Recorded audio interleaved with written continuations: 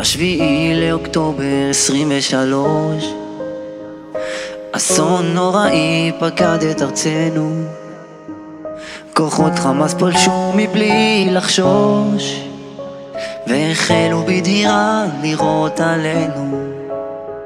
הם הפילו את הגדר בעשרות פרצות, דהרו באופנועים ובמכוניות ודרך השמיים עם הרחפנים, ואנו נתפסנו ממש על הפנים, ואנו מוכים בתדהמה איך הגדר נפרצה ואיך הם חדרו באין מפריע ואין מי שאותם יכריע.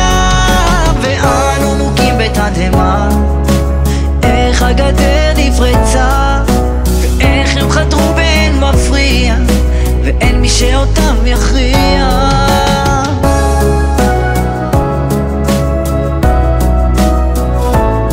מסע הטבח והרצח שלו לא נגמר, עם טירוף בעיניים ושנאה עמוקה.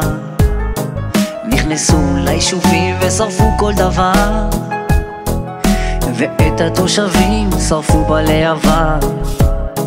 במסיבת הטבע שהייתה מלאיבה, הם דהרו ברכבים וירו על כולם, וגם לקחו בשבי בקלות מבהילה, ואיש מכוחותינו אותם לא בלם. ואנו מוכים בתדהמה איך הגדר נפרצה ואיך הם חדרו באין מפריע ואין מי שאותם יכריע. ואנו מוכים בתדהמה איך הגדר נפרצה